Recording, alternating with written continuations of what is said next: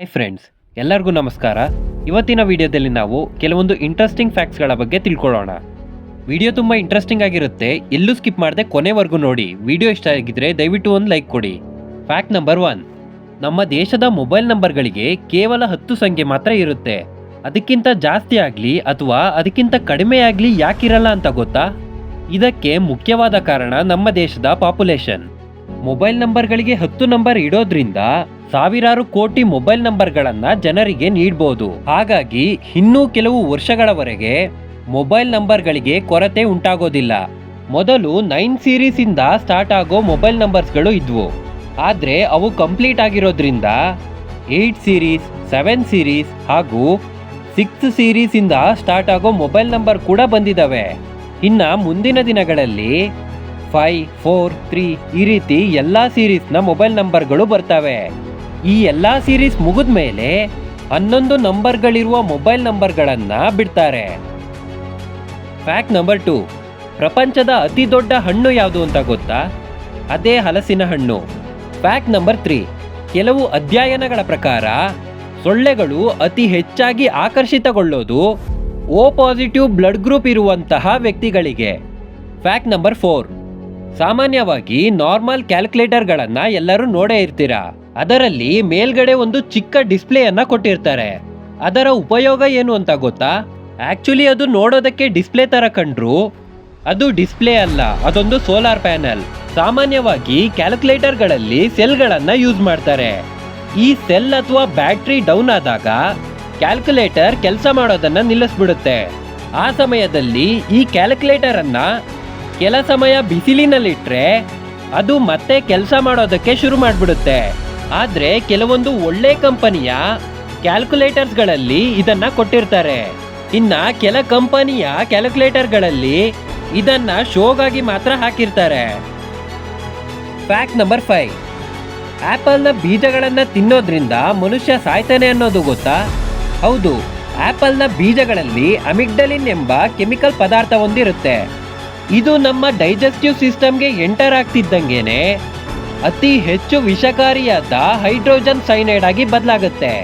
ಹಾಗಾಗಿ ಮನುಷ್ಯ ಸಾವನ್ನಪ್ತಾನೆ. ಆದರೆ ಆಪಲ್ನ 1-2 ಬೀಜಗಳನ್ನು ತಿನ್ನೋದ್ರಿಂದ ಏನೂ ಆಗೋದಿಲ್ಲ. ಆಪಲ್ನ 40 ಬೀಜಗಳನ್ನು ತಿನ್ನೋದ್ರಿಂದ ಮನುಷ್ಯ ಸಾಯ್ತಾನೆ.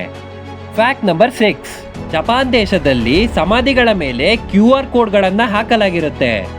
ಈ QR ಕೋಡ್ಗಳಲ್ಲಿ ಸತ್ತಿರುವಂತಹ ವ್ಯಕ್ತಿಯ ಎಲ್ಲ ಡೀಟೇಲ್ಸ್ಗಳನ್ನು ಹಾಕಲಾಗಿರುತ್ತೆ. ಇದನ್ನ ಸ್ಕ್ಯಾನ್ ಮಾಡೋದ್ರಿಂದ ಅವರ ಡೀಟೇಲ್ಸ್ಗಳು ಬರುತ್ತೆ.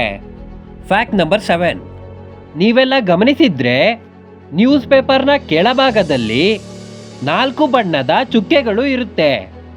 ಅದನ್ನ ಯಾಕೆ ಪ್ರಿಂಟ್ ಮಾಡಿರ್ತಾರೆ ಅಂತ ಗೊತ್ತಾ?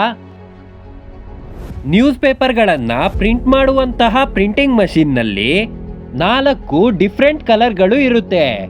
ಅದನ್ನ CMYK ಅಂತ ಕರೀತಾರೆ. ಸಿ ಅಂದ್ರೆ ಸಯಾನ್, ಎಂ ಅಂದ್ರೆ ಮಜಂಟಾ, ವೈ ಅಂದ್ರೆ ಯೆಲ್ಲೋ, ಕೆ ಅಂದ್ರೆ ಬ್ಲ್ಯಾಕ್ ಅಂತ ಅರ್ಥ.